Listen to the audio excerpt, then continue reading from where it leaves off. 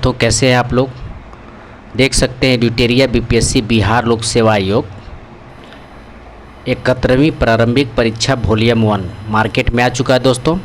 और इस बुक में जो है 10 मॉडल प्रैक्टिस सेट दिया हुआ है जो बहुत ही इम्पोर्टेंट है।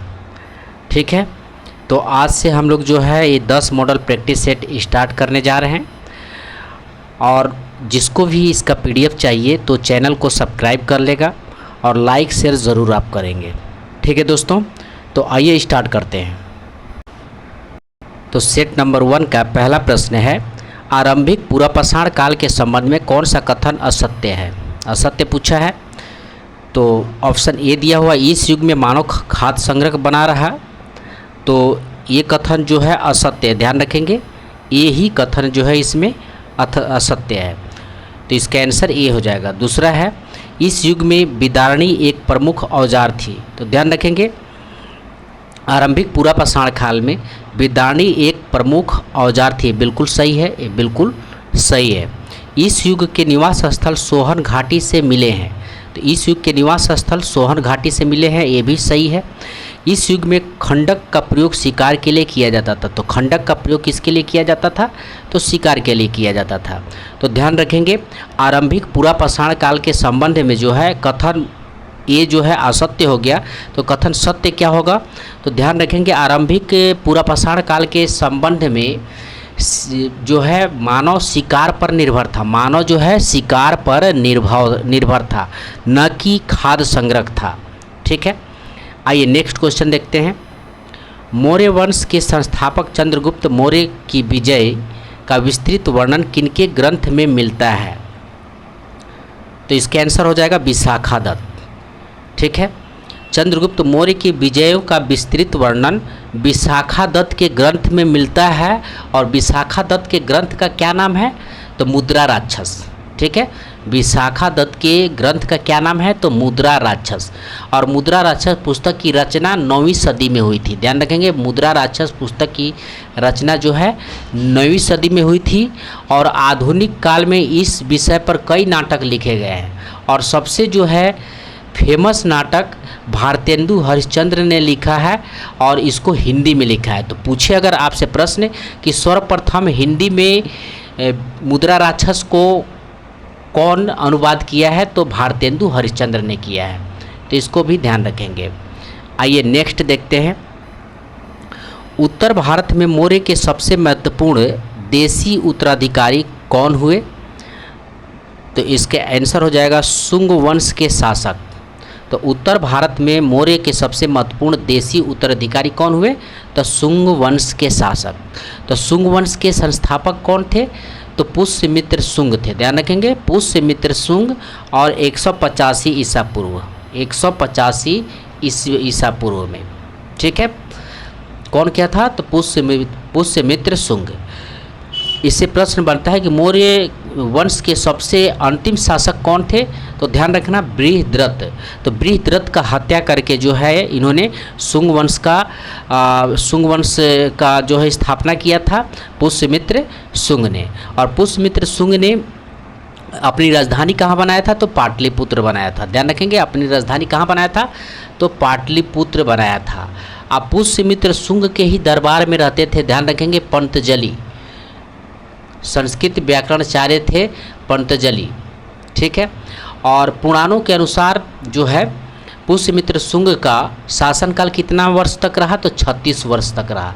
तो इतनी ढेर सारी चीज़ें जो है इससे याद रखेंगे। नेक्स्ट देखते हैं, खिलजी वंश के किस सुल्तान ने शासितों के स्वैच्छिक समर्थन पर आधारित राज्य के सिद्धांत का पालन किया था, तो ध्यान रखेंगे मोस्ट इम्पोर्टेंट क्वेश्चन है खिलजी वंश से, तो इसका आंसर हो जाएगा जलालुद्दीन खिलजी। जलालुद्दीन खिलजी जो है एक ऐसे शासक थे जो कहते थे कि शासितों के स्वैच्छिक समर्थन पर आधारित राज्य था, और उनका कहनाम था, ठीक है, उनका कहनाम था कि भारत जो है भारत में हिंदुओं की संख्या अधिक है, इसलिए यह देश सही अर्थों में इस्लामी राष्ट्र नहीं हो सकता। और जलालुद्दीन खिलजी जो है सहिष्णुता का व्यवहार करने एवं राजाओं का सहारा लेने की नीति अपनाकर अमीरों की सद्भावना भी प्राप्त करने की कोशिश किया था। ठीक है। आइए नेक्स्ट क्वेश्चन देखते हैं। सूची 1 को सूची 2 के साथ सम्मिलित कीजिए। एक तरफ है विदेशी यात्री और दूसरी तरफ है शासक। निकोलो डी कोंटी जो है ये देवराय प्रथम के दरबार में आए थे। निकोलो डी कोंटी जो है देवराय प्रथम के दरबार में आए थे और एक कहाँ के थे तो इटली के थे, ध्यान रखेंगे। 1420 में। दूसरा है अब्दुल रजाक और ऑप्शन है देवराय प्रथम, तो इसका हो जाएगा देवराय प्रथम। अब्दुल रजाक जो है देवराय प्रथम के दरबार में आए थे और अब्दुल रजाक कहाँ के थे तो ईरान के थे, ईरान या फारस के थे, ध्यान रखें। अब्दुल रजाक ईरान या फारस के थे, ठीक है। और देवराय द्वितीय के दरबार में आए थे। एडुआर्डो बर्बाबोस दो है कृष्णदेव राय के दरबार में आए थे, कृष्णदेव राय के दरबार में आए थे और ये कहाँ के थे तो पुर्तगाल के थे। फरनाओ नूनीज ये अच्युत देव राय के दरबार में आए थे। फरनाओ जो है ये अच्युत देव राय के दरबार में आए थे। तो इसका ऑप्शन कौन सा हो जाएगा तो इसका क्वेश्चन बड़ा है, इसका थोड़ा सा ध्यान रखेंगे। तो इसका ऑप्शन हो जाएगा बी, इसका ऑप्शन सही है। नेक्स्ट देखते हैं। एका आंदोलन के संदर्भ में निम्नलिखित कथन सही नहीं है, ध्यान रखेंगे। निम्नलिखित में से कौन सा कथन सही नहीं है तो इसका आंसर हो जाएगा ए। दिया हुआ कि 1919 के अंत में संयुक्त प्रांत के कुछ उत्तरी जिले में आंदोलन शुरू हुआ था। तो 1919 के में नहीं शुरू हुआ था, ध्यान रखेंगे। 1921 के अंत में संयुक्त प्रांत के कुछ उत्तरी जिलों में आंदोलन का शुरुआत हुआ था, जैसे हरदोई, बहराइच, सीतापुर में किसानों जो है असंतोष के कारण जो है ये आंदोलन स्टार्ट हुआ था, ठीक है। दूसरा ऑप्शन दिया है तो ये बिल्कुल सही है। किराया साझा करने की प्रथा उन मुद्दों में से एक थी जिसके कारण आंदोलन की शुरुआत हुआ था, तो बिल्कुल सही, इसको याद रखेंगे और इसका ये याद रखेंगे। मदारी पासी एका आंदोलन के नेताओं में से एक थे, तो मदारी पासी का भी नाम याद रखेंगे, एका आंदोलन नेताओं में से एक थे। मार्च 1922 तक अधिकारियों द्वारा गंभीर दमन करने से आंदोलन समाप्त हो गया था।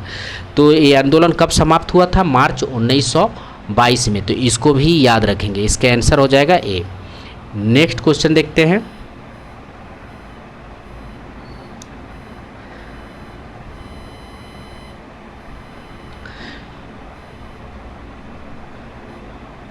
निम्नलिखित कांग्रेस पूर्व राजनीतिक संगठनों को सही कालक्रम में व्यवस्थित कीजिए। तो क्वेश्चन थोड़ा सा बड़ा है, यूडिटेरिया में यही है, क्वेश्चन बड़ा है, थोड़ा हार्ड भी है, तो इसको अच्छा से सिर्फ देखते चलिए। तो दिया है, कालक्रम दिया हुआ है। ईस्ट इंडिया एसोसिएशन का स्थापना वर्ष कब है? तो ईस्ट इंडिया एसोसिएशन का स्थापना वर्ष 1866, याद रखेंगे 1866 है। बंगाल ब्रिटिश इंडिया सोसाइटी का स्थापना वर्ष 1851 है, 1851 है, ठीक है। और मद्रास महाजन सभा का स्थापना वर्ष 1884 है, 1884 है, ठीक है, 1884 है। और बंग भाषा प्रकाशिक सभा का स्थापना वर्ष है 1836। तो इसके हिसाब से आप कालक्रम सजा सकते हैं। तो कालानुक्रम के में व्यवस्थित कीजिए दिया है। तो इसका पहला हो जाएगा, आपको पहला इसका कौन सा इसका ऑप्शन सही हो जाएगा? ऑप्शन सी इसका सही हो जाएगा, ठीक है। 1 2 3 4, सॉरी ऑप्शन 1 सही नहीं हो जाएगा, थोड़ा हम गलत देख लिए, ठीक है। इसका ऑप्शन बी सही हो जाएगा, ऑप्शन बी सही हो जाएगा, ऑप्शन बी सही हो जाएगा। यानी सबसे पहले बंग भाषा प्रकाशिक सभा 1836 में, उसके बाद जो है बंगाल ईस्ट इंडिया एसोसिएट 1851 में, और उसके बाद जो है ईस्ट इंडिया एसोसिएशन 1866 में, और उसके बाद मद्रास महाजन सभा 1884 में। तो इसका बी ऑप्शन सही हो जाएगा। नेक्स्ट है, मेरठ षड्यंत्र मामले के संदर्भ में निम्नलिखित कथनों पर विचार कीजिए।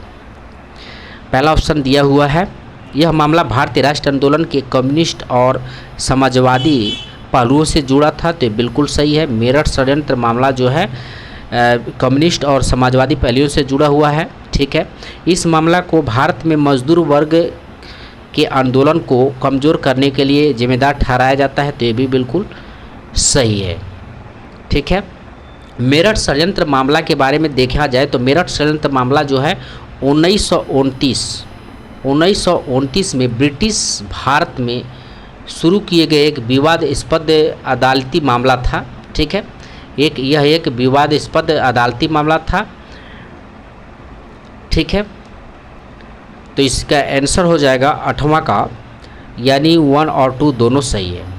नेक्स्ट है 1929 ईस्वी में खुदाई खिदमतगार को किसने संगठित किया था? खुदाई खिदमतगार को किसने संगठित किया था? और खुदाई खिदमतगार को जो है लाल कुर्ती आंदोलन के नाम से भी जानते हैं, ये भी याद रखेंगे। और इसको शुरू करने वाला था, सब जानता है, खान अब्दुल गफ़ार खान, ठीक है, खान अब्दुल गफ़ार खान। और यह जो है एक अहिंसक आंदोलन था, लाल कुर्ती आंदोलन, यह एक अहिंसक आंदोलन था। नेक्स्ट है सूची 1 और सूची 2 को मिलाइए, पद दिया हुआ है और कार्य दिया हुआ है, ठीक है। तो कुलप, कुलप क्या है? तो कुलप है आपका परिवार का प्रधान, कुलप परिवार का प्रधान। और ग्रामणी दिया हुआ है गांव का प्रधान, ग्रामणी गांव का प्रधान। वाजपति जो है आपको चारागाह का प्रधान, वाजपति चारागाह का प्रधान। और बीसपति गाँव के समूह का प्रधान, बीसपति गाँव के समूह का प्रधान। तो इसका ऑप्शन 20 सही हो जाएगा, और इसका ऑप्शन 20 सही हो जाएगा। नेक्स्ट देखते हैं, निम्नलिखित में कौन सा युग में सही सम्मिलित नहीं है? अशोक के अभिलेख दिया हुआ है और विवरण दिया हुआ है। प्रथम शिलालेख पशु बलि की निंदा, ठीक है, प्रथम शिलालेख पशु बलि की निंदा करता है, ठीक है। चौथा शिलालेख भेरी घोष की जगह धम घोष की घोषणा, तो चौथा शिलालेख में भेरी घोष की जगह धम घोष की घोषणा हुई थी। छठा शिलालेख तीर्थ यात्राओं का उल्लेख, तो छठा शिलालेख में जो है तीर्थ यात्राओं का उल्लेख नहीं हुआ है, ये जो है गलत हो जाएगा, यानी इसका आंसर ये हो जाएगा, सी हो जाएगा।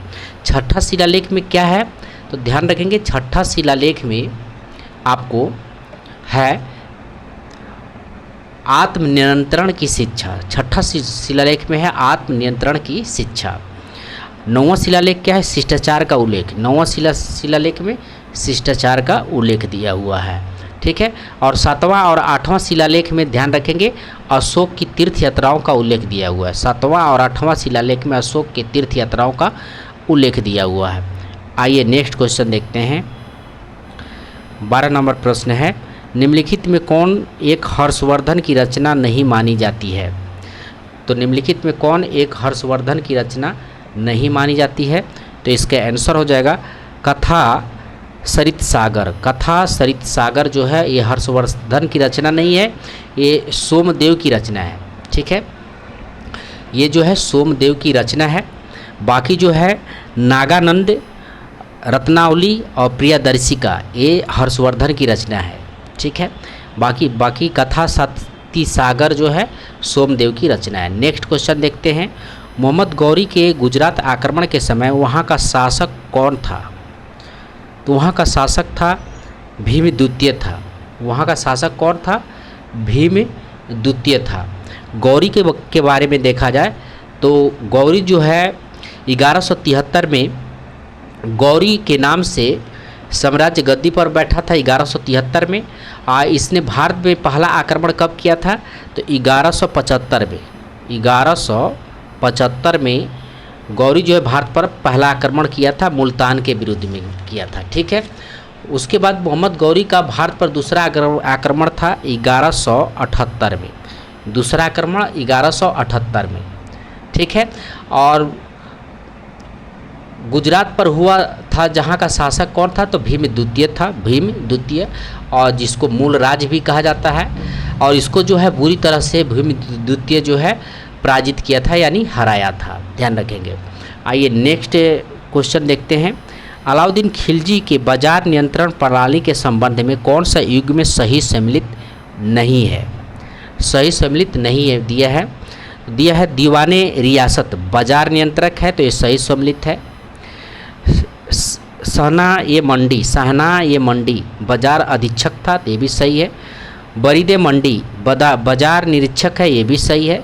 तो उपयुक्त में से कोई नहीं इसका सही हो जाएगा, उपयुक्त में से कोई नहीं, यानी सभी सही है। आइए नेक्स्ट देखते हैं। विभाजन विरोधी आंदोलन ने भारतीय राष्ट्र के लिए एक महान क्रांतिकारी छलांग को चिन्हित किया। क्रांतिकारियों ने अंग्रेजों के विरुद्ध के लिए कुछ कदम उठाए। उपयुक्त परिच्छेद के संदर्भ में निम्नलिखित कथनों पर विचार कीजिए। ठीक है, तो इसको और थोड़ा सा हम लोग जूम कम करते हैं क्योंकि क्वेश्चन बहुत बड़ा है, ध्यान रखेंगे। तो 15 का आंसर हो जाएगा, आपको चलते हैं इसका डी आंसर हो जाएगा, यानी सभी हो जाएगा। तो विभाजन विरोधी आंदोलन के संदर्भ में दिया हुआ है, तो ध्यान रखेंगे क्रांतिकारियों ने आयरिश और रूसी क्रांतिकारियों के तरीकों का अनुसरण किया था। क्रांतिकारियों ने आयरिश और रूसी क्रांतिकारियों का क्या किया था? अनुसरण किया था, ये बिल्कुल सही है। उन्होंने विदेशी भूमि पर गतिविधियां केंद्र स्थापित किया था, ये भी बिल्कुल सही है। उन्होंने प्रभावशाली औपनिवेशिक व्यक्तित्व की हत्या का प्रयास किया था, तो ये भी बिल्कुल सही है, यानी तीनों ऑप्शन क्या है? सही है। नेक्स्ट क्वेश्चन है, निम्नलिखित युग्मों पर विचार कीजिए। निम्नलिखित युग्मों पे विचार कीजिए। नरमपंथी है और संबंधित संगठन है। ठीक है, आनंद मोहन बोस तो India association, Anand Mohan Bose India association संगठित किए थे। जस्टिस एमजी रनाडे पूना सार्वजनिक सभा, सी सुब्रमण्यम अय्यर मद्रास महाजन सभा, और फिरोज शाह मेहता बॉम्बे प्रेसिडेंसी एसोसिएशन। तो इसका डी आंसर सही हो जाएगा, डी ऑप्शन सही हो जाएगा। नेक्स्ट है, आरंभिक भारतीय राष्ट्रवादियों और साम्राज्यवादियों की आर्थिक आलोचना के संदर्भ में निम्नलिखित कथनों पर विचार कीजिए। ठीक है, तो 17 का जो सही है उसी को हम लोग को लेकर के चलते हैं, क्योंकि वीडियो लंबा ना बने, इसको भी ध्यान में रखते हुए तो इसका ऑप्शन बी सही हो जाएगा। 2 और 3 सही है, 2 और 3 सही है, तो उसी को पढ़ते हैं। उन्होंने भारतीय उद्योग को बढ़ावा देने के साधन के रूप में स्वदेशी के विचार को लोकप्रिय बनाया। ठीक है, उन्होंने किसान पर कराधान का बोझ हल्का करने के लिए भू राजस्व में कमी लाने हेतु आंदोलन किया, तो इसका बी ऑप्शन सही हो जाएगा। नेक्स्ट क्वेश्चन देखते हैं, 18 नंबर क्वेश्चन है, अखिल भारतीय किसान सभा जिसकी बैठक विजयवाड़ा 1944 में हुई का निर्वाचित अध्यक्ष कौन था? तो इसका आंसर हो जाएगा सहजानंद सरस्वती। तो अखिल भारतीय किसान सभा के बारे में हम लोग थोड़ा सा जान लेते हैं। अखिल भारतीय किसान सभा ठीक है, ये कब बना था? तो ध्यान रखेंगे अखिल भारतीय किसान सभा ये 3 सभा से मिलकर के बना था, ये 3 संगठन से, किसान संगठन से मिलकर के बना हुआ था। तो ध्यान रखेंगे 1936 में बिहार किसान सभा, ठीक है, 1936 में बिहार किसान सभा, आंध्र प्रांतीय किसान सभा तथा किसान संघ को मिलाकर एक अखिल भारतीय किसान संगठन बना, जिसे अखिल भारतीय किसान सभा नाम दिया गया था। ठीक है, और अखिल भारतीय किसान सभा का पहला सम्मेलन कब हुआ था? तो पहला सम्मेलन इसका याद रखेंगे, अखिल भारतीय किसान सभा का अप्रैल 1936 में हुआ था, अप्रैल 1936 में हुआ था। तो ये भी याद रखेंगे, अप्रैल 1936 में हुआ था। ठीक है, और स्वामी सहजानंद सरस्वती इसके अध्यक्ष थे एवं प्रोफेसर एन जी रंगा क्या थे? महासचिव नियुक्त किए गए थे। ठीक है, उसके बाद जो है 1944 में विजयवाड़ा में जो सम्मेलन हुआ था, इसका 8वां सम्मेलन था। विजयवाड़ा में सम्मेलन कौन था? 8वां सम्मेलन था, और इसके अध्यक्ष सहजानंद सरस्वती थे। अब महासचिव थे बंकिम मुखर्जी, ध्यान रखेंगे बंकिम मुखर्जी इसके महासचिव थे। तो इतना पॉइंट इससे जो है रिलेटेड याद रखेंगे। आगे देखते हैं। ठीक है, बड़ा क्वेश्चन है, तो इसको थोड़ा सा जूम कर लेते हैं। निम्नलिखित कथनों पर विचार कीजिए। दिया हुआ है, हो विद्रोह का आयोजन सिंह भूमि के अधिग्रहण के खिलाफ किया गया था, तो सही देना है। ठीक है, बिल्कुल सही है। हो विद्रोह का आयोजन सी भूमि के अधिग्रहण के खिलाफ किया गया था, सही है। हो विद्रोह के दौरान कृषि राजस्व नीति एक प्रमुख मुद्दा था, ये भी बिल्कुल सही है। मुंडा विद्रोह को साहूकारों और वन ठेकेदारों द्वारा शोषण के विरुद्ध संचालित किया गया था, तो ये भी बिल्कुल सही है।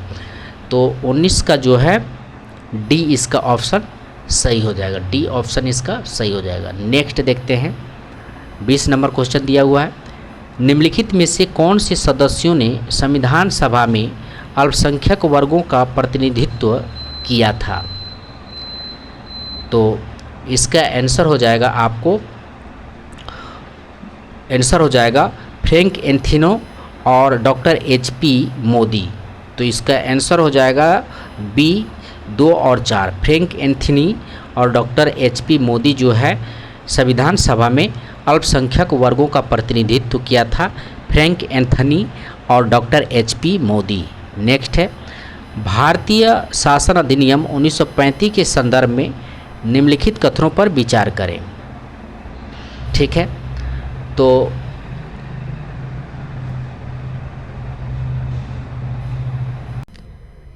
इसका आंसर हो जाएगा आपको डी हो जाएगा, डी इसका आंसर हो जाएगा। ठीक है, डी हो जाएगा, यानी 1, 2 और 3, 1, 2 और 3 ये सही हो जाएगा। इसको हम लोग पढ़ लेते हैं। 1935 का भारतीय शासन अधिनियम भारत के लिए तैयार संवैधानिक प्रस्तावों में अंतिम तथा सबसे विस्तृत दस्तावेज था। इस अधिनियम में 321 अनुच्छेद तथा 10 अनुसूचियाँ थी। तो इस अनुच्छेद में जो है 321 अनुच्छेद तथा 10 अनुसूचियाँ थी। इस अधिनियम का एक मुख्य विशेषता यह थी कि इसके द्वारा भारत में सर्वप्रथम संघीय शासन प्रणाली की शुरुआत की गई थी। तो 21 का जो है 1935 के संदर्भ में 1, 2 और 3 तीनों कथन जो है सही है। ठीक है, आइए नेक्स्ट क्वेश्चन देखते हैं। नेक्स्ट है, बौद्ध ग्रंथों के संबंध में निम्नलिखित कथनों पर विचार कीजिए। पहला दिया हुआ है आपको, प्राचीनतम बौद्ध ग्रंथ पाली भाषा में लिखी गई थी, तो बिल्कुल सही है। प्राचीनतम बौद्ध ग्रंथ जो है पाली भाषा में लिखी गई थी।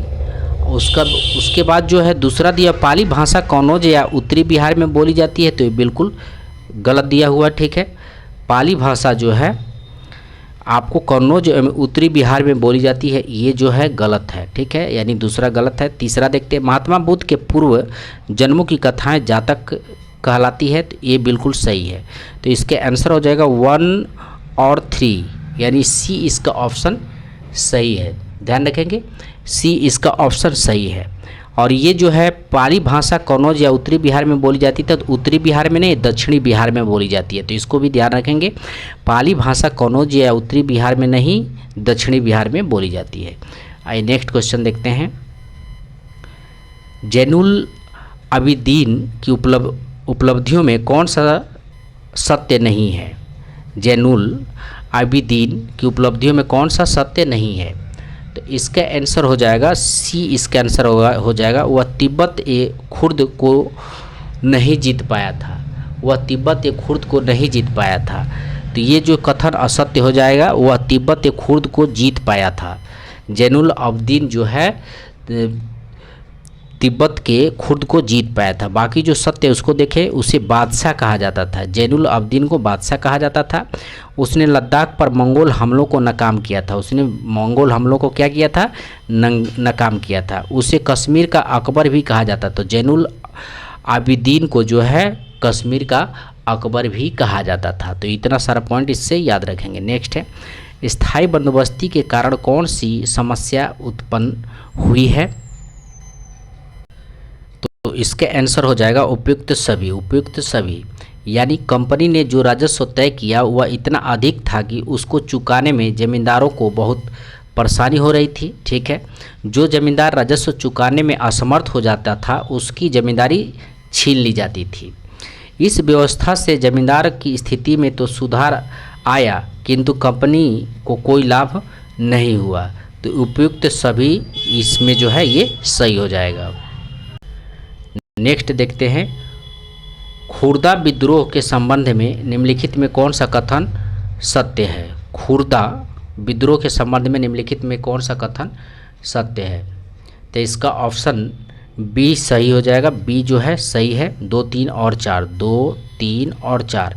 इसका नेतृत्व बक्सी जगबंधु ने किया था। खुर्दा विद्रोह का नेतृत्व जगबंधु ने किया था। पाइका ने थाने और अन्य सरकारी प्रतिष्ठानों पर हमला किया। इस विद्रोह में रैयत एवं जमींदार दोनों शामिल थे। तो रैयत और जमींदार इस विद्रोह में दोनों शामिल थे। तो खुर्दा विद्रोह को पाइका विद्रोह भी कहा जाता। ध्यान रखेंगे, ये जो है उड़ीसा में हुआ था। ठीक है, उड़ीसा में हुआ था 1817 में। ठीक है, सॉरी 1790 में हुआ था, 1790 में हुआ था। इसे पाइका विद्रोह के नाम से भी जाना जाता है। आइए नेक्स्ट देखते हैं।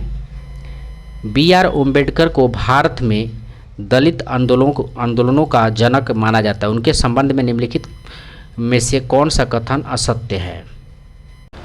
तो इसका आंसर हो जाएगा आपको, इसका आंसर हो जाएगा बी कथन जो है असत्य है। वर्ष 1931 में उन्होंने मंदिर प्रवेश आंदोलन शुरू किया था। मंदिर प्रवेश आंदोलन शुरू किया था। तो मंदिर प्रवेश आंदोलन शुरू किया था 1931 में नहीं, ध्यान रखेंगे 1927 में। 1927 में मंदिर प्रवेश आंदोलन शुरू किया था डॉक्टर भीमराव अंबेडकर 1927 में। तो ये जो है सही हो जाएगा। बाकी देख ले, उनका जन्म महार परिवार में हुआ था, बिल्कुल सही है। वह हिंदू धर्म में समानता और जातिवाद की अनुपस्थिति को लागू करना चाहते थे, बिल्कुल सही है। ठीक है, तो इसका आंसर हो जाएगा ये। नेक्स्ट देखते हैं। स्वदेशी आंदोलन के परिणाम स्वरूप क्या परिवर्तन हुए? स्वदेशी आंदोलन के परिणाम स्वरूप क्या परिवर्तन हुए? तो इसका आंसर हो जाएगा आपको, इसका आंसर हो जाएगा आपको उपयुक्त सही सभी। उनके कपड़ा मिले, साबुन और माचिस के कारखाना, हैंडलूम के उद्यम तथा राष्ट्रीय बैंक और बीमा कंपनियां खुली। राष्ट्रवादी काव्य, गद्य और पत्रकारिता का विकास हुआ। 15 अगस्त 1906 को एक राष्ट्रीय शिक्षा परिषद की स्थापना की गई। तो इसका उपयुक्त सभी सही हो जाएगा। नेक्स्ट है, गांधी इरविन समझौते के संदर्भ में कौन सा कथन असत्य है? कौन सा कथन असत्य है? ठीक है, तो इसका सी ऑप्शन जो है सही हो जाएगा। इसका सी ऑप्शन सही हो जाएगा। ठीक है, तो असत्य पूछा है, तो ए और बी दोनों क्या है? असत्य हैं। सत्य क्या है? तो समझौते के अनुसार कांग्रेस ने सविनय अवज्ञा आंदोलन रोक दिया तथा दूसरे गोलमेज सम्मेलन में भाग लेने के लिए तैयार हो गई। तो ये सत्य है। बाकी जो असत्य है उसको क्या पढ़ना है? नेक्स्ट देखते हैं।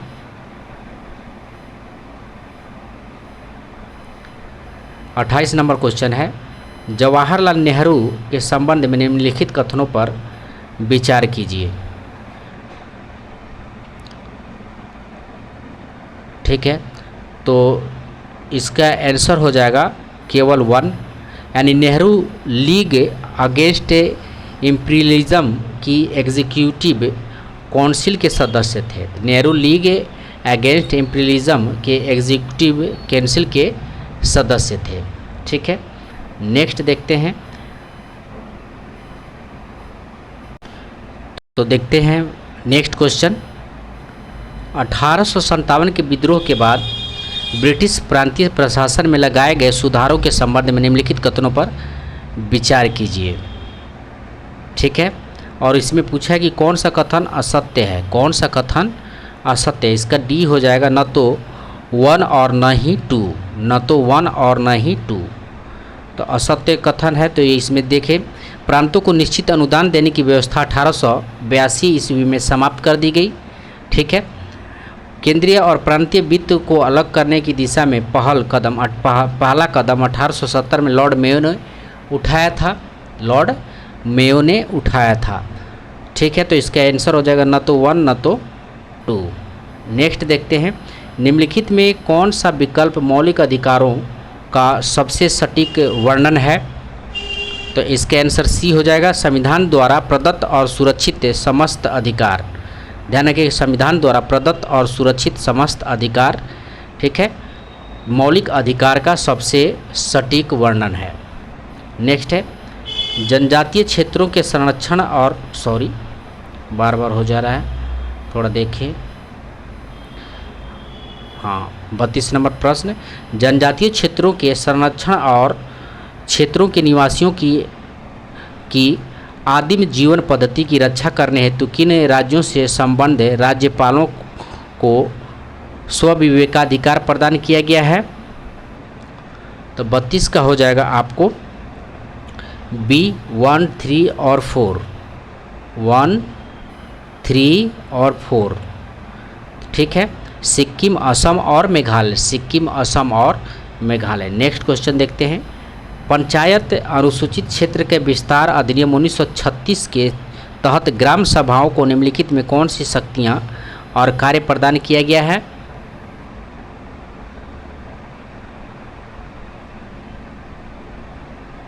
तो इसका आंसर हो जाएगा बी 1, 2 और 3।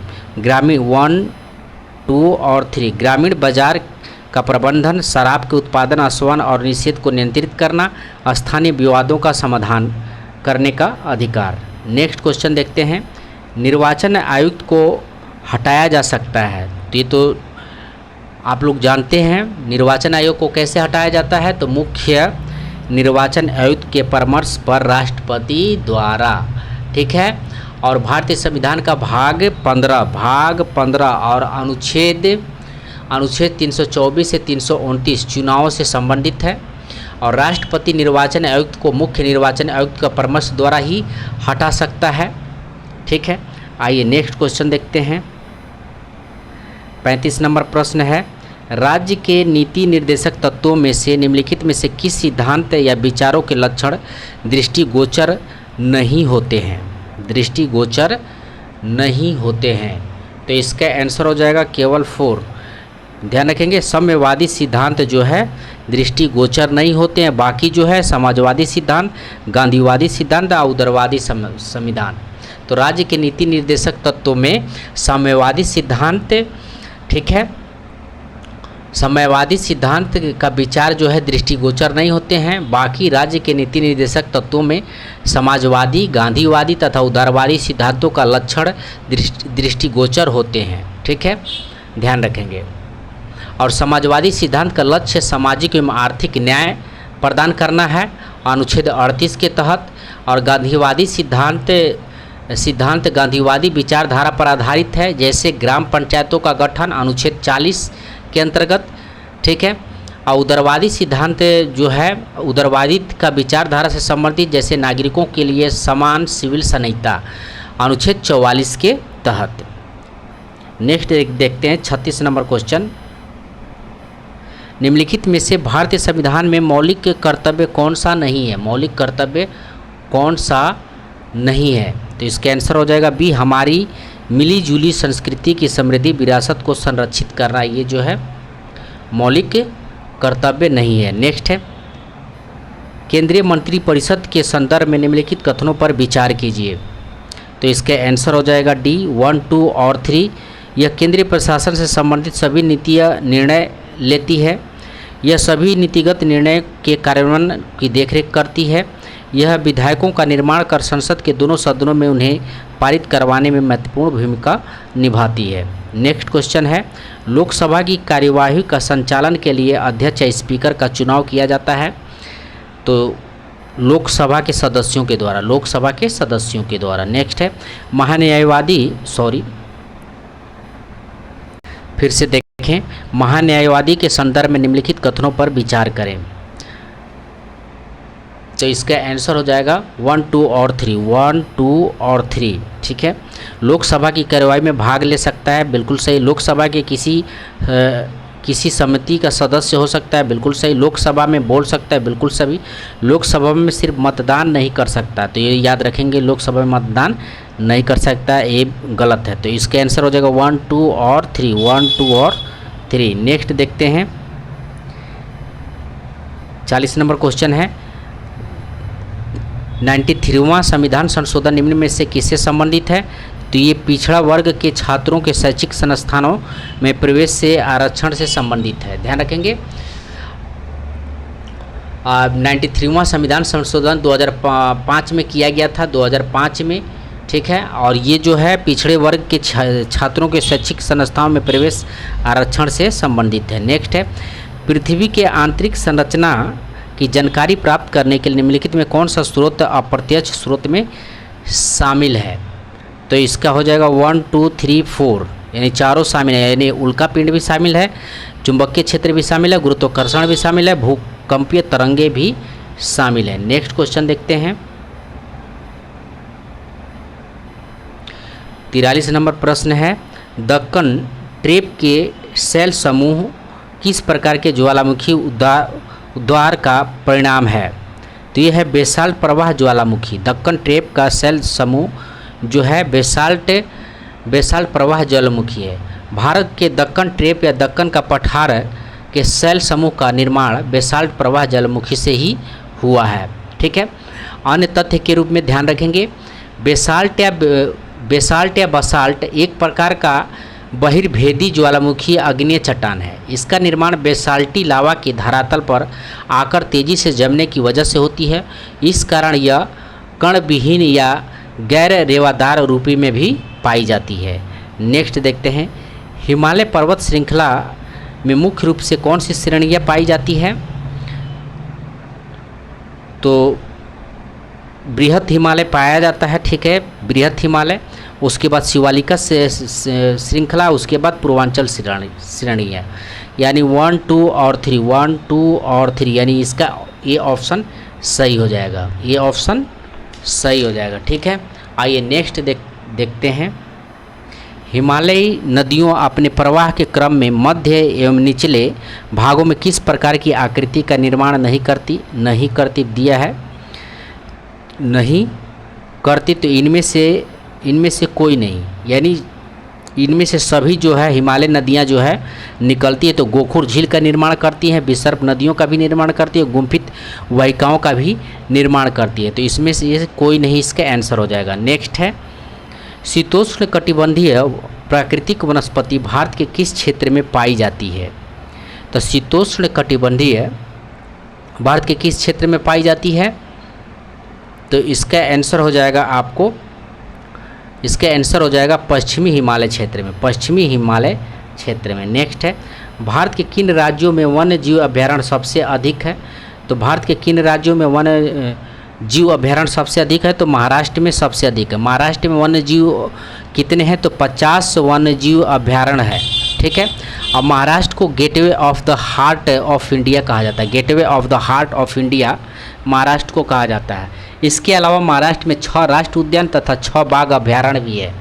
तो ध्यान रखेंगे, महाराष्ट्र में 50 वन्य जीव अभयारण्य जो कि सबसे अधिक है। नेक्स्ट देखते हैं, 47 नंबर क्वेश्चन है, भारत में आने वाले भूकंपों के संबंध में कौन सा कथन सही नहीं है? सही नहीं है। ठीक है, तो इसका आंसर हो जाएगा बी और सी, यानी इसका ऑप्शन डी सही हो जाएगा, सही नहीं है। तो बाकी जो सही है उसको देख लेते हैं। लातूर का भूकंप वर्ष 1993 में आया था, यह क्षेत्र प्रायः भूकंप मुक्त है। तो ध्यान रखें कि भूकंप मुक्त है, लेकिन फिर भी वहाँ भूकंप आया था, तो इसलिए ये इम्पोर्टेंट हो जाता है। उसके बाद जो है, कोयना बांध क्षेत्र के भूकंप का कारण भारतीय प्लेट का खिसकना है। कोयना बांध क्षेत्र का भूकंप का कारण भारतीय प्लेट का खिसकना है, तो ये भी याद रखेंगे। नेक्स्ट क्वेश्चन देखते हैं, सूर्यताप का पृथ्वी की सतह पर स्थानिक वितरण का संबंध में कौन सा कथन सही नहीं है? कौन सा कथन सही नहीं है? और लंबा है, कौन सा कथन सही नहीं है? ठीक है, तो इसका 48 का आंसर हो जाएगा सी, सही नहीं है। 48 का सी सही नहीं है। जो सही है उसको देख लेते हैं। उष्ण कटिबंध के अपेक्षा विषुवत वृत्त पर कम मात्रा में सूर्यताप प्राप्त होता है। ठीक है, कम मात्रा में सूर्यताप प्राप्त होता है। समान अक्षांश पर स्थित होने के बावजूद महाद्वीपीय भाग महासागरीय भाग की अपेक्षा अधिक सूर्यताप प्राप्त करता है। तो ध्यान रखेंगे, महाद्वीपीय भाग महासागरीय भाग की अपेक्षा अधिक सूर्यताप प्राप्त करता है। फिर डी दिया है, सर्वाधिक सूर्यताप उपोष्ण कटिबंधीय मरुस्थलों पर प्राप्त किया जाता है। तो सर्वाधिक सूर्यताप जो है उपोष्ण कटिबंधीय मरुस्थलों पर प्राप्त किया जाता है। तो ये जो है पॉइंट याद रखिएगा। आगे नेक्स्ट देखते हैं, 49 नंबर क्वेश्चन, निम्नलिखित में कौन सा कारक महासागरीय तल के तापमान के वितरण को प्रभावित करता है? तो इसका आंसर हो जाएगा आपको 1, 3 और 4। ठीक है। महासागरीय धाराएं, सनातन पवने, स्थल एवं जल का असमान वितरण, स्थल एवं जल का समान वितरण। देशांतर दिया हो तो देशांतर ध्यान रखेंगे, तारीख और समय बताता है तो ये प्रभावित नहीं करता है। ठीक है, तो इस चीज़ को ध्यान रखेंगे। आइए नेक्स्ट देखते हैं, भारतीय मानसून के विषय में निम्नलिखित कथनों पर विचार कीजिए। तो कथन दिया बहुत लंबा लंबा, थोड़ा सा इसको हम लोग जूम कर लेते हैं। ठीक है, तो 50 नंबर क्वेश्चन, तो इसका जो है ऑप्शन 1 जो है सही है, सिर्फ ऑप्शन 1 ही पढ़ते हैं। भारत के पश्चिमी तट पर होने वाली वर्षा पर अफ्रीका के पूर्वी तट के साथ विषुवतीय जेट स्ट्रीम का प्रभाव होता है। ध्यान रखेंगे, भारत के पश्चिम तट पर होने वाली वर्षा पर अफ्रीका के पूर्वी तट के साथ विषुवतीय जेट स्ट्रीम का प्रभाव होता है। ये कथन सही है। नेक्स्ट देखते हैं, शील्ड ज्वालामुखी के संबंध में निम्नलिखित में से कौन सा कथन असत्य है दिया है। शील्ड ज्वालामुखी के संबंध में, तो इसका सी जो है ऑप्शन सही है, सी जो है असत्य है, सही है। उसके बारे में देख लेते हैं, यह ज्वालामुखी बेसाल्ट से निर्मित होता है, बिल्कुल सही है। हवाई द्वीप का ज्वालामुखी इसके सबसे अच्छे उदाहरण है। तो शील्ड ज्वालामुखी का सबसे अच्छा उदाहरण क्या है, तो हवाई द्वीप के ज्वालामुखी का। हवाई द्वीप कहाँ, यानी अमेरिका में। ध्यान रखेंगे, इस ज्वालामुखी के निकास पर सिंडर शंकु का निर्माण होता है। तो ध्यान रखेंगे, शील्ड ज्वालामुखी के निकास पर सिंडर शंकु का निर्माण होता है। ठीक है, शील्ड ज्वालामुखी के निकास पर सिंडर शंकु का निर्माण होता है।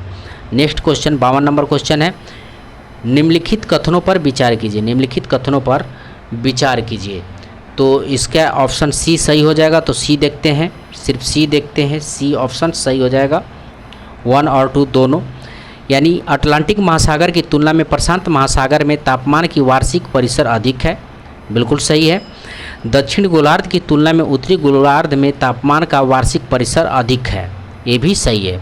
ध्यान रखेंगे, दक्षिण गोलार्ध की तुलना में उत्तरी गोलार्ध में तापमान का वार्षिक परिसर अधिक है। नेक्स्ट देखते हैं, निम्नलिखित में कौन सा कथन असत्य है। निम्नलिखित में कौन सा कथन असत्य है, 53 नंबर क्वेश्चन है।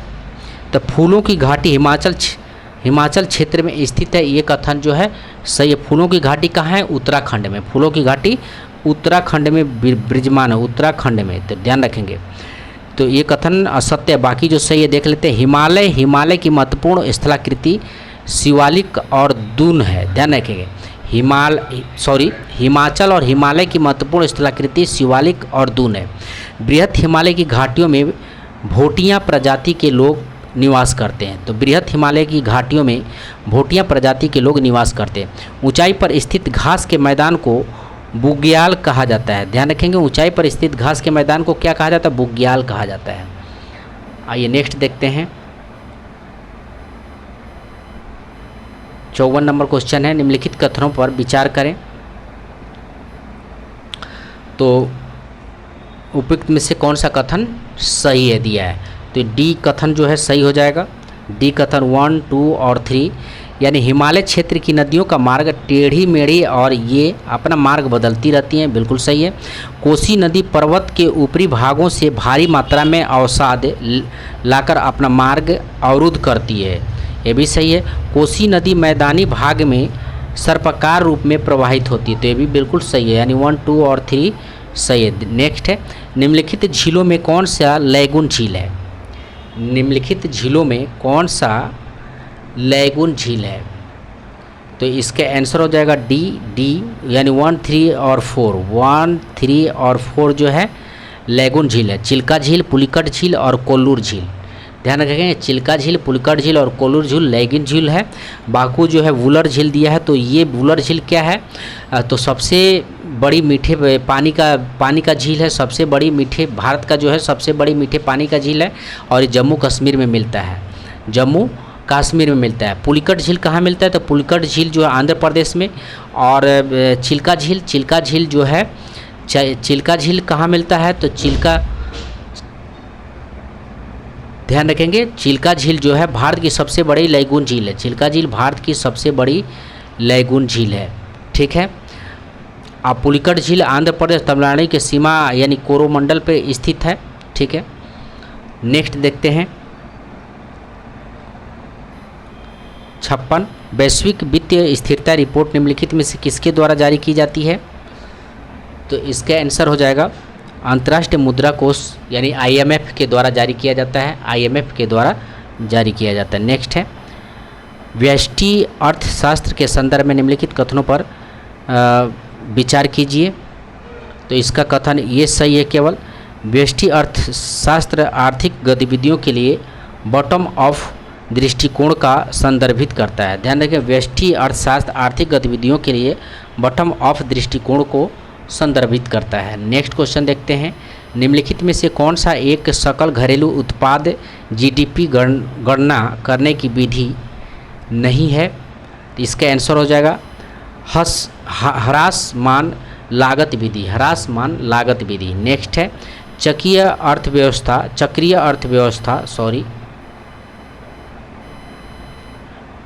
अर्थव्यवस्था के संदर्भ में निम्नलिखित कथनों पर विचार कीजिए।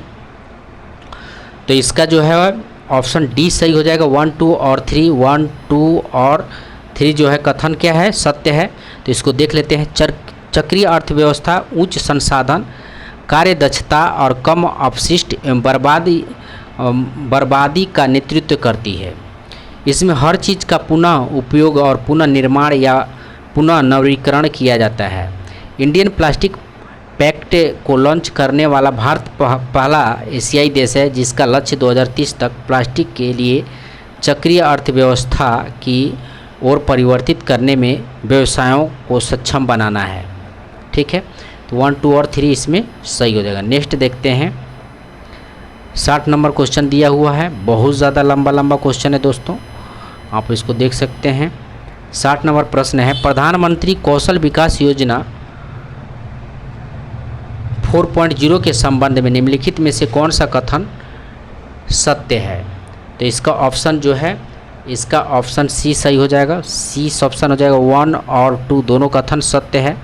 इस योजना के तहत महत्वपूर्ण बदलाव यह है कि अल्पकालिक कौशल कार्यक्रम के भीतर ऑन द जॉब ट्रेनिंग को एकीकृत किया गया है, जिससे यह सुनिश्चित हो सके कि प्रशिक्षुओं को वास्तविक कार्य का अनुभव और उद्योग को अनुभव प्राप्त हो।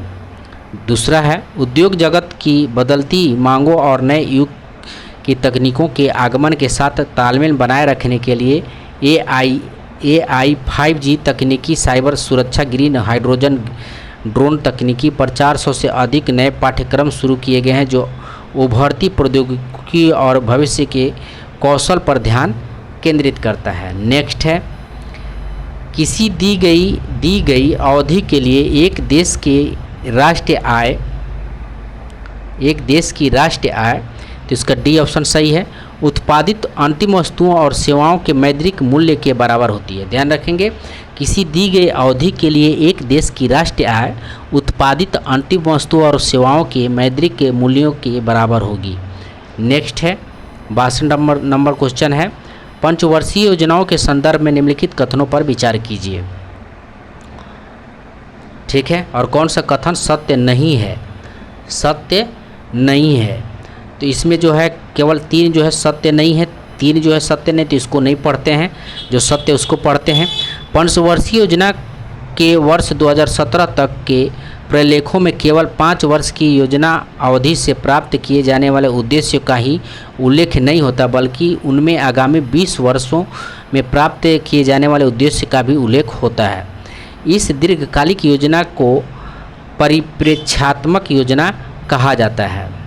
नेक्स्ट है, सरकारी विधियों की सीमाओं के कारण अनेक विद्वानों ने वैकल्पिक विधियों का प्रयोग करने का प्रयास किया। इनमें से एक विधि का निर्माण भारतीय मूल के अर्थशास्त्री तथा नोबेल पुरस्कार विजेता अमर्त्य सेन ने किया है, जिसे सेन सूचकांक नाम दिया जाता है। इस सूचकांक का संबंध किस सामाजिक सक्रिय के आकलन से किया जाता है?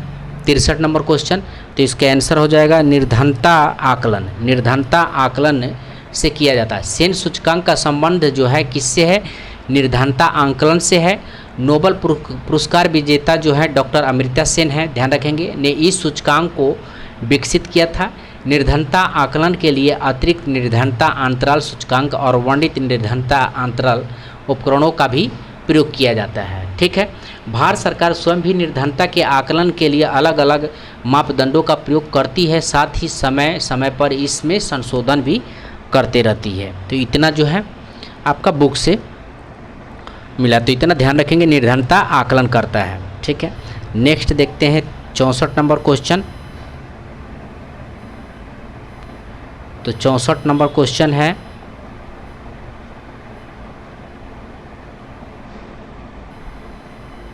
औद्योगिक नीति प्रस्ताव 1956 के में कौन सा कथन असत्य है? तो इसका आंसर है बी। इसके अंतर्गत उद्योग में तीव्र वर्गों में एकीकृत किया गया, तो ये कथन असत्य है। और जो सत्य है उसको देख लें। इसका लक्ष्य भारी उद्योगों पर सरकार का नियंत्रण स्थापित हो। औद्योगिक नीति प्रस्ताव क्या है देख लें, 1956। इसका लक्ष्य भारी उद्योगों पर सरकार का नियंत्रण स्थापित हो। उसके बाद जो है इसके अंतर्गत नए उद्योगों की अनुमति उस समय तक नहीं दी जाती थी जब तक सरकार से लाइसेंस प्राप्त नहीं कर लेता था। आर्थिक रूप से पिछड़े क्षेत्रों में लगाए जाने वाले उद्योगों को लाइसेंस प्राप्त करना कठिन था। नेक्स्ट है 65 नंबर क्वेश्चन। चिकित्सा स्थितियों की निदान करने के लिए एमआरआई में किसका उपयोग नहीं होता है?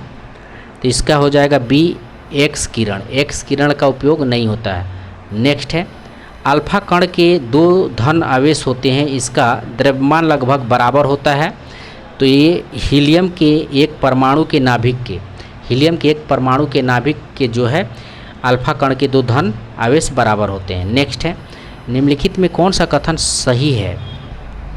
तो इसका आंसर हो जाएगा बी, कैल्शियम कार्बोनेट दंत पेस्ट का एक अवयव होता है। कैल्शियम कार्बोनेट दंत पेस्ट का एक अवयव होता है, ये कथन सत्य है। नेक्स्ट है विषाणु सजीव एवं निर्जीव के मध्य में कड़ी होने के साथ साथ कोशिका सिद्धांत के अपवाद भी हैं, क्योंकि तो इसका आंसर हो जाएगा ये बाह्य वातावरण में अजैविक कारक होते हैं। नेक्स्ट है प्रकाश सरल रेखीय पथ पर गति करता है, यदि इसके पथ में अपारदर्शी छोटी वस्तु रखी हो तो यह किनारे पर मुड़ जाती है, तब इसका प्रभाव को क्या कहते हैं? तब इसके प्रभाव को प्रकाश का विवर्तन कहा जाता है। प्रकाश का विवर्तन कहा जाता है, ध्यान रखेंगे। नेक्स्ट है व्यावसायिक मोटरों के संदर्भ में निम्नलिखित में से कौन सा कथन सत्य है? तो उपयुक्त में से एक से अधिक कथन जो है दिया है सत्य है। ठीक है, इसका आंसर हो जाएगा। नेक्स्ट देखते हैं क्षारीय धातु प्रबल अपचायक है, इसका कारण है। तो इसका आंसर हो जाएगा निम्नलिखित आयनन ऊर्जा के कारण। निम्नलिखित आयनन ऊर्जा के कारण क्या है? अपचायक है। नेक्स्ट है निम्नलिखित सूचियों को सम्मिलित कीजिए। एक तरफ गुण दिया है, एक तरफ अधातु दिया हुआ है। ठीक है, एक तरफ गुण दिया हुआ है, एक तरफ अधातु दिया हुआ है। तो सबसे हल्का आध्यात्मिक तत्व, तो सबसे हल्का आध्यात्मिक तत्व, एक मिनट, ठीक है,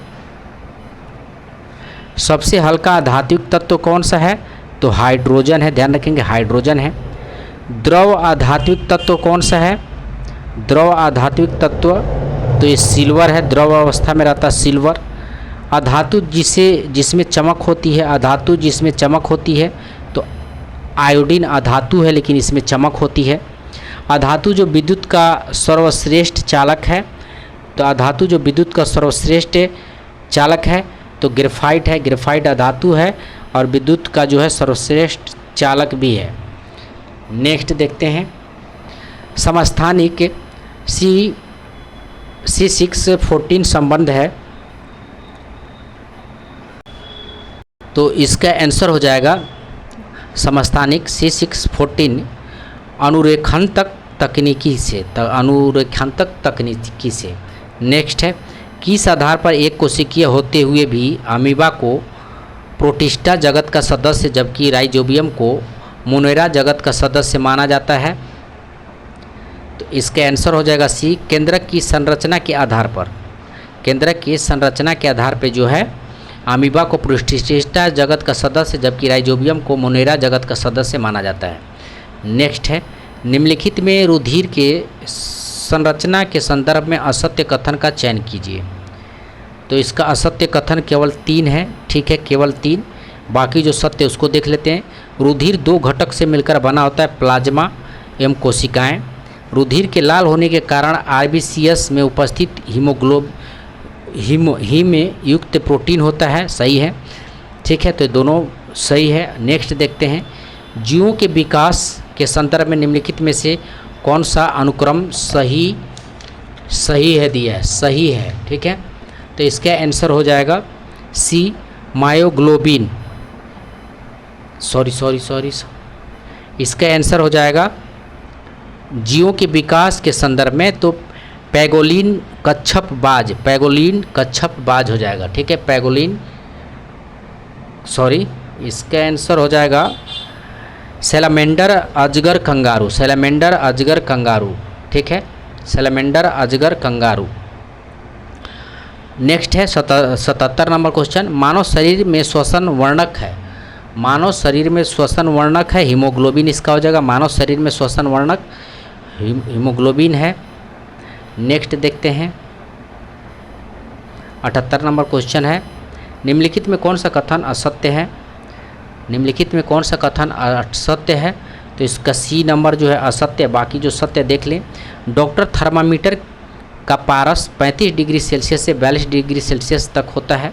प्रयोगशाला तापमापी का पारस प्रायः 10 डिग्री सेल्सियस से 110 डिग्री तक होता है। डिजिटल थर्मामीटर में पारे का उपयोग नहीं किया जाता है। नेक्स्ट है, किसी सरल लोलक या कंपनी से लटके हुए पिंड के दोलन पूर्णदोत कहलाते हैं जब, तो इसका आंसर हो जाएगा बी, बाह्य कारक दोलन को निरंतर बनाए रखता है। नेक्स्ट है, निम्नलिखित में कौन सा कथन सही नहीं है, तो इसका बी जो है सही नहीं है। जो बाकी जो सही उसको पढ़ लेते हैं। किसी जलीय विलयन का क्वथनांक जल के क्वथनांक से अधिक होता है। किसी विलयन में जल का वाष्प दाब शुद्ध जल में वाष्प दाब की तुलना में निम्नलिखित होता है। जब किसी विलयन को एक अर्धपरागम्य झील द्वारा जल से अलग किया जाता है तो विलयन पर दबाव देने से जल के प्रवाह को रोका जा सकता है।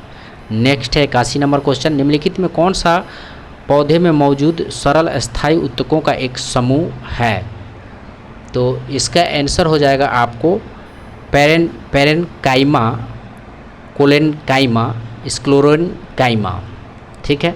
नेक्स्ट है, निम्नलिखित में कौन सा विटामिन बी कॉम्प्लेक्स का सदस्य नहीं है, तो इसका आंसर नहीं है, तो केवल बी जो है सदस्य नहीं है, ठीक है। विटामिन बी कॉम्प्लेक्स का सदस्य ने बाकी सभी है। थायमिन है विटामिन बी, ठीक है। विटामिन B1 को क्या बोला जाता है, विटामिन B1 को थायमिन बोला जाता है। राइबोफ्लेविन विटामिन B2 को बोला जाता है। और फोलिक एसिड विटामिन B9 को बोला जाता है, ठीक है। और एस्कॉर्बिक एसिड जो है विटामिन सी का रासायनिक नाम है, ठीक है। एस्कॉर्बिक एसिड विटामिन सी का नाम है। विटामिन बी जो है बी पानी में घुलनशील होता है, ध्यान रखेंगे। बी और सी विटामिन जो है पानी में घुलनशील होता है, इसको भी याद रखेंगे। नेक्स्ट देखते हैं, सूची 1 और सूची 2 को सम्मिलित कीजिए, ठीक है। 83 नंबर क्वेश्चन है, तो इसका आंसर सी हो जाएगा, ठीक है। राइबोसोम की खोज कौन किया था, तो राइबोसोम की खोज पोलैंड ने किया था। माइटोकॉन्ड्रिया की खोज कौन किया था, तो माइटोकॉन्ड्रिया की खोज किया था अल्टमैन ने। केंद्रक की खोज कौन किया था, तो केंद्रक का खोज किया था आपको फोंटाना ने किया था। कोशिकीय सिद्धांत का प्रतिपादन कौन किया था, तो स्लाइडेन एवं स्वान ने किया था। नेक्स्ट देखते हैं, निम्नलिखित युग्म पर विचार कीजिए, 84 नंबर क्वेश्चन। तो इसका आंसर हो जाएगा कौन सा सम्मिलित है बोला है, तो इसका ए युग्म जो है सम्मिलित है। खसरा रोग पैरामिक्सो वायरस या मोबिल वायरस से होता है, मोबैली वायरस से होता है खसरा रोग, ये सही है। नेक्स्ट देखते हैं, निम्नलिखित में कौन सा कथन असत्य है, तो इसका बी जो है पौधों की चौड़ाई में वृद्धि एब्सेसिक अम्ल द्वारा होता है। नेक्स्ट है, कोहनी एवं घुटने की संधि निम्नलिखित में से किस अस्थि संधि का उदाहरण है? तो इसका आंसर हो जाएगा बी, हिंज संधि का उदाहरण है। कोहनी एवं घुटने की संधि हिंज संधि का उदाहरण है। नेक्स्ट है, निम्नलिखित में कौन से गैस पानी पीने के पानी को शुद्ध करने के लिए प्रयोग में लाया जाता है? तो इसका आंसर हो जाएगा आपको क्लोरीन। ठीक है। नेक्स्ट है, चालक का प्रतिरोध किन किन बातों पर निर्भर करता है? तो चालक का प्रतिरोध जो है, तो इसका आंसर हो जाएगा उपयुक्त में से एक से अधिक। नेक्स्ट है, चालक की लंबाई पर ध्यान रखेंगे, चालक की लंबाई पर, चालक का परिच्छेद के क्षेत्रफल पर और चालक के तापक्रम पर एक से अधिक हो जाए। नेक्स्ट है, निम्नलिखित में कौन से एक रेडियो एक्टिव तत्व नहीं है? रेडियो एक्टिव तत्व नहीं है तो टाइटेनियम जो है एक रेडियो एक्टिव तत्व नहीं है, यह एक लोहे जैसी धातु है। ठीक है, यह एक लोहे जैसी क्या है? धातु है, ध्यान रखेंगे। नेक्स्ट है, डीपीटी वैक्सीन का प्रयोग किन बीमारियों के लिए किया जाता है? तो डीपीटी वैक्सीन का प्रयोग जो है डिप्थीरिया, काली खांसी, टेटनस के लिए किया जाता है। डिप्थीरिया, काली खांसी और टेटनस के लिए किया जाता है। नेक्स्ट है, निम्नलिखित में से किसमें खुला परिसंचरण तंत्र पाया जाता है? खुला परिसंचरण तंत्र किसमें पाया जाता है? तो एनेलिडा में, ध्यान रखेंगे, आर्थ्रोपोडा में जो है खुला परिसंचरण तंत्र पाया जाता है। आर्थ्रोपोडा में खुला परिसंचरण तंत्र पाया जाता है। ठीक है। और बंद परिसंचरण तंत्र किस में पाया जाता है? तो ध्यान रखेंगे, बंद परिसंचरण तंत्र जो है एनोलिड्स में पाया जाता है। एनोलिड्स और कार्डेट्स में पाया जाता है। एनोलिड्स और कार्डेट्स में जो है, एनोलिड और कार्डेट्स में बंद परिसंचरण तंत्र पाया जाता है। आर्थ्रोपोडा में खुला परिसंचरण तंत्र पाया जाता है। केंद्रीय रिक्तिका जो केवल पादप कोशिकाओं में पाई जाती है, इसका कार्य क्या है? तो इसका कार्य है यह पानी और अन्य पदार्थों को स्टोर करती है। केंद्रीय रिक्तिका यह पानी और अन्य पदार्थों को स्टोर करती है। नेक्स्ट देखते हैं,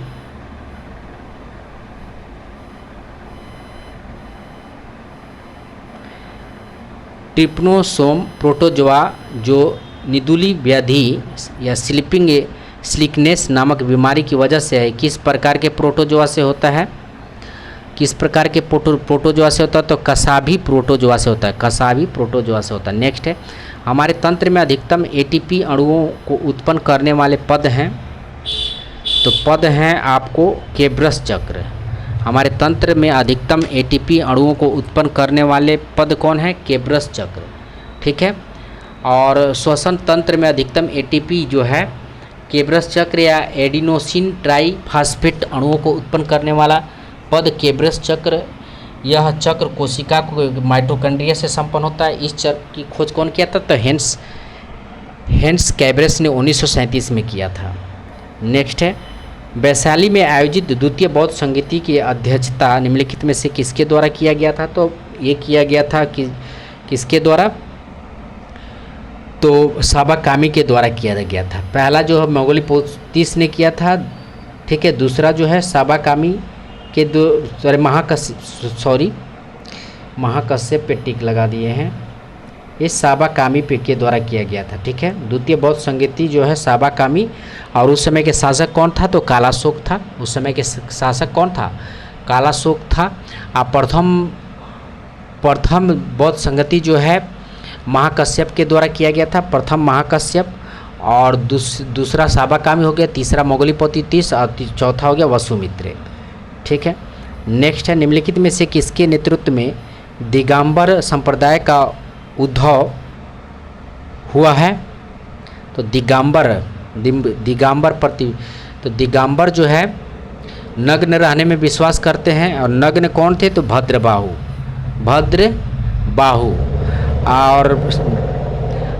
और श्वेतांबर जो है स्तूलभद्र, ध्यान रखेंगे। नेक्स्ट है, दिल्ली सल्तनत के शासक इल्तुतमिश द्वारा बिहार पर कब आक्रमण किया गया था? तो दिल्ली सल्तनत के शासक इल्तुतमिश द्वारा बिहार पर कब आक्रमण किया गया था? तो 1225 ईस्वी में आक्रमण किया गया था। ठीक है। नेक्स्ट है, सुशासन के कार्यक्रम किस के तहत आत्मनिर्भर बिहार के 7 निश्चय 2 को लागू करने के लिए कैबिनेट ने मंजूरी दी है? तो इसका आंसर हो जाएगा आपको सी, 2020 से 25, 2020 से 25। नेक्स्ट है, निम्नलिखित में से किस प्रमंडल का किशोरवय लिंग अनुपात राज्य के औसत से अधिक है? तो इसका आंसर हो जाएगा आपको सारण, यानी गोपालगंज सारण में आएगा। ठीक है, 3 प्रमंडल है। ठीक है, सारण, किशनगंज, सारण। ठीक है, ध्यान रखेंगे, सारण, किशनगंज। ठीक है, 3 प्रमंडल सारण का हो जाएगा। सारण और किशनगंज का जो है लिंग अनुपात सबसे ज़्यादा है।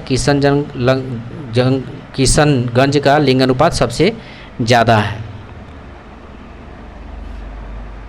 नेक्स्ट देखते हैं, निम्नलिखित में से किस सड़क का निर्माण शेरशाह सूरी के द्वारा नहीं किया गया है? तो शेरशाह सूरी के द्वारा किस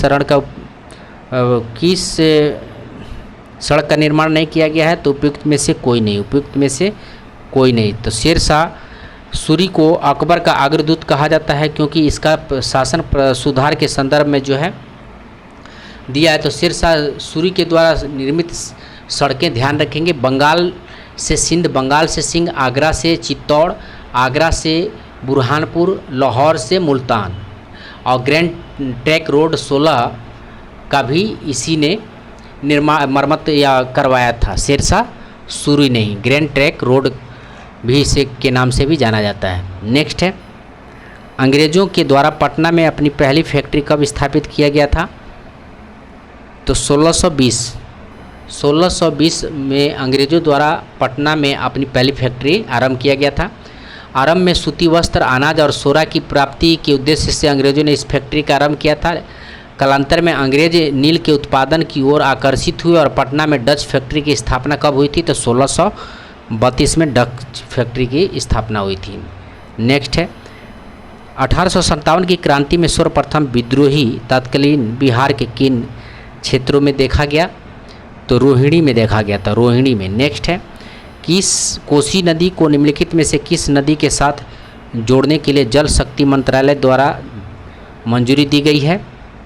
तो मेची नदी, कोसी नदी को मेची नदी के साथ जोड़ा जाएगा। नेक्स्ट है, निम्नलिखित में से कौन सी नदी उत्तर बिहार के मैदान में प्रवाहित नहीं होती है? तो इसका आंसर हो जाएगा आपको पुनपुन। नेक्स्ट है, स्मार्ट सिटी मिशन में बिहार के शहरों की पहचान करें। तो इसका ए, पटना, मुजफ्फरपुर, भागलपुर, बिहार शरीफ। पटना, मुजफ्फरपुर, भागलपुर और बिहार शरीफ। ठीक है, स्मार्ट सिटी मिशन में बिहार के 4 शहर शामिल हैं, पटना, मुजफ्फरपुर, भागलपुर और बिहार शरीफ।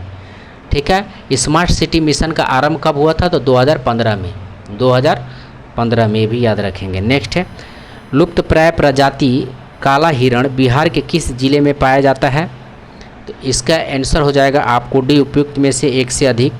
तो काला हिरण जो है आपको पाया जाता है बक्सर, भोजपुर और कैमूर के नदी क्षेत्र में पाया जाता है। बक्सर, भोजपुर और कैमूर के नदी क्षेत्र में काला हिरण पाया जाता है। नेक्स्ट देखते हैं, बिहार के भूगर्भीय संरचना के संदर्भ में निम्नलिखित कथनों पर विचार कीजिए।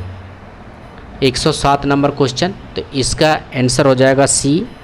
ठीक है, 1, 2 और 4, 1, 2 और 4 सत्य है।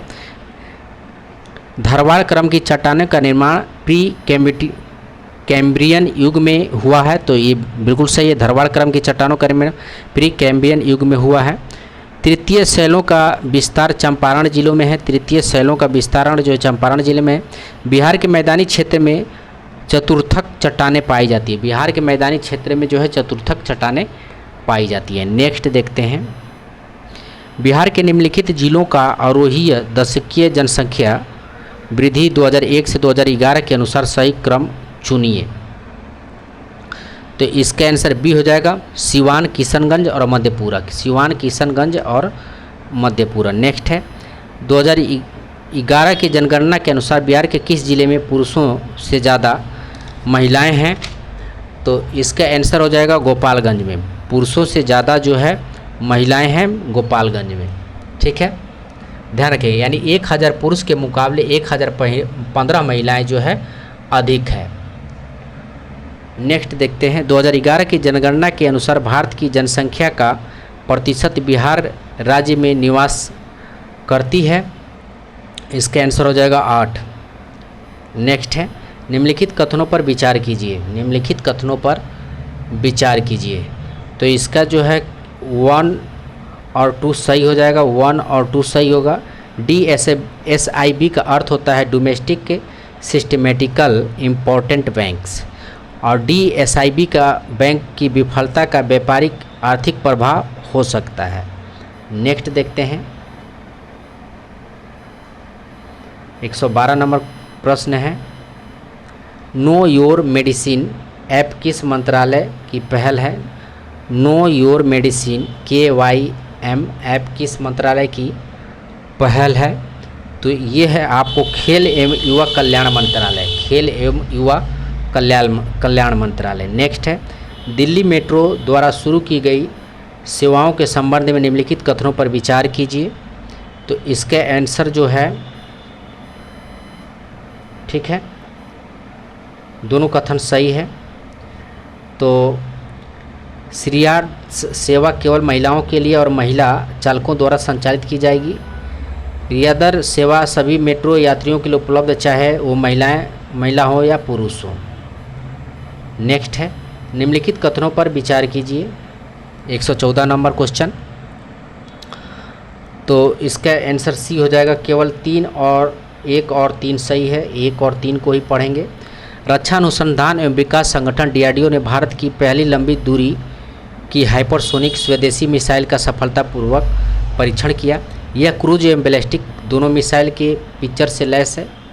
नेक्स्ट है, भारत में मशरूम से पनीर बनाने की तकनीकी को पेटेंट कराने वाला पहला संस्थान कौन सा है? तो ये है आपको डॉक्टर राजेंद्र प्रसाद केंद्रीय कृषि विश्वविद्यालय पूसा। ठीक है, नेक्स्ट है, प्रसार भारती के OTT प्लेटफॉर्म का नाम क्या है? तो वेव्स है, वेव्स। नेक्स्ट है, निम्नलिखित कथनों पर विचार कीजिए, अब सही विकल्प को चुनिए। तो इसका आंसर हो जाएगा आपको केवल कथन 1 सही है। सिलोफर पंचामृत कलश महाराष्ट्र के कोल्हापुर जिले की पारंपरिक धातु शिल्पकला का उदाहरण है। नेक्स्ट है, भारत का पहला मैग्नीशियम पायलट प्लांट कहाँ स्थापित किया जा रहा है? तो जमशेदपुर में। नेक्स्ट है, बोस्टन काउंसिल ग्रुप के रिपोर्ट के अनुसार निम्नलिखित कथनों पर विचार कीजिए। तो इसका आंसर हो जाएगा आपको ए, केवल कथन 1 सही है। भारत विश्व भर में AI आर्टिफिशियल इंटेलिजेंसी विशेषज्ञों की संख्या के मामले में दूसरे स्थान पर है, तो सिर्फ ये सही होगा। नेक्स्ट है, भारत का पहला ऐसा डाक सर्किल कौन सा बना जिसने वेद और उपनिषदों को विशेष आवरण जारी किया है? तो इसका आंसर हो जाएगा आपको सी, बिहार सर्किल। नेक्स्ट है, sunflowers we were the first ones to now किस भाषा की लघु फिल्म है जिसे हाल ही में ऑस्कर के लिए नामित किया गया है? तो कन्नड़ की लघु फिल्म है। ठीक है, नेक्स्ट है, निम्नलिखित कथनों पर विचार कीजिए। तो इसका आंसर 1 हो जाएगा, तो 1 ही देखेंगे। अब कोई वाहन नहीं अभियान महिला एवं बाल विकास मंत्रालय और ग्रामीण विकास मंत्रालय की एक साझेदारी है। ठीक है, अब कोई वाहन नहीं, ध्यान रखेंगे, अब कोई बहना नहीं। ठीक है, अब कोई बहना नहीं अभियान संयुक्त राष्ट्र महिला के समर्थन से महिला एवं बाल विकास एवं ग्रामीण विकास महिलाओं के बीच एक सहयोगात्मक प्रयास है। नेक्स्ट है, हाल ही में ब्रिटेन के कंजर्वेटिव पार्टी की पहली अश्वेत महिला अध्यक्ष कौन बनी है? तो ये बनी है आपको केमी बेडनॉच। केमी बेडनाच बनी है। नेक्स्ट है, हाल ही में इंडोनेशिया की किन दो ज्वालामुखियों में विस्फोट हुआ है? तो माउंट मेरापी और माउंट लियातोबी लाकी। ध्यान रखें, माउंट मेरापी और माउंट लियातोबी लाकी। नेक्स्ट देखते हैं, बिहारी योद्धा पुरस्कार योजना का मुख्य उद्देश्य क्या है? तो इसका आंसर हो जाएगा आपको अवैध खनन की सूचना देने वाले को सम्मानित करना। ठीक है। दुनिया का सबसे कम उम्र के फीड रेटेड शतरंज खिलाड़ी कौन बने हैं? तो इसका हो जाएगा अनीश सरकार बने। नेक्स्ट है,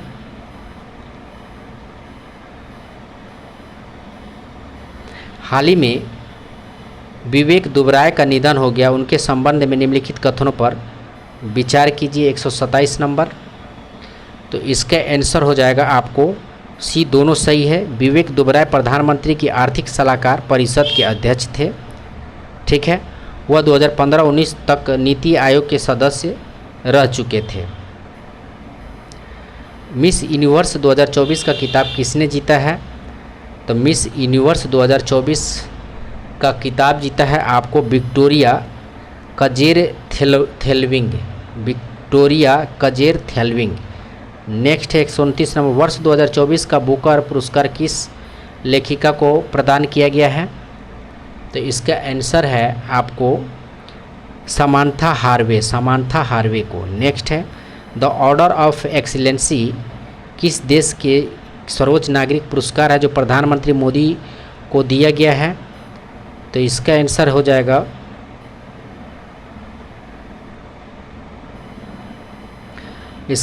जाएगा आपको गुआना का है। ठीक है, गुआना। नेक्स्ट है, भारत का पहला प्रमाणित ग्रीन म्यूनिसिपल बॉन्ड किसने जारी किया है? तो ये जारी किया है आपको गाजियाबाद नगर निगम ने। नेक्स्ट है, प्रेस फ्रीडम इंडेक्स 2025 से संबंधित निम्नलिखित कथनों पर विचार कीजिए। प्रेस फ्रीडम तो दिया प्रथम स्थान पर फिनलैंड है, तो प्रथम स्थान फिनलैंड नहीं है, नॉर्वे है, तो ये गलत हो गया। ठीक है। भारत का स्थान 161वां है, तो भारत का स्थान 161वां नहीं है, 151वां है। ठीक है। अफगानिस्तान सबसे निचले पायदान पे, तो ये भी गलत है, ये भी गलत है। तो अफगानिस्तान नहीं, इरिट्रिया सबसे निचले पायदान पे, तो तीनों जो है गलत है। सत्य कथन का चयन कीजिए, तो इनमें से कोई नहीं सत्य है। ध्यान रखेंगे। अब प्रथम स्थान फिनलैंड दिया है, तो प्रथम स्थान नॉर्वे का है और भारत का स्थान 191 है और इरिट्रिया जो है सबसे निचले पायदान पे है। और प्रेस फ्रीडम इंडेक्स कौन जारी करता है? तो रिपोर्ट्स विदाउट ब्रदर्स। नेक्स्ट देखते हैं, भारत का पहला AI संचालित real time forest alert system launch करने वाला प्रथम राज्य कौन है? तो इसका आंसर हो जाएगा मध्य प्रदेश। नेक्स्ट है, वर्ष 2025 के बजट में भविष्य विभाग की स्थापना करने वाला पहला राज्य बना है, तो ये हरियाणा बना है। हरियाणा पहला राज्य बना है। ध्यान रखेंगे, हरियाणा जो है पहला राज्य बना है। नेक्स्ट देखते हैं, प्रथम खेलो इंडिया बीच गेम्स से संबंधित निम्नलिखित कथनों पर विचार कीजिए। तो प्रथम खेलो इंडिया बीच गेम्स, इसका जो है कथन A1 और 2 सही हो जाएगा, 1 और 2। इसका उद्घाटन 19 मई 2025 दीव के धोंगला बीच पर एवं समापन दीव INS खुखरी मेमोरियल में आयोजित किया गया था। इसकी शुभांकर पर्ल डॉल्फिन था।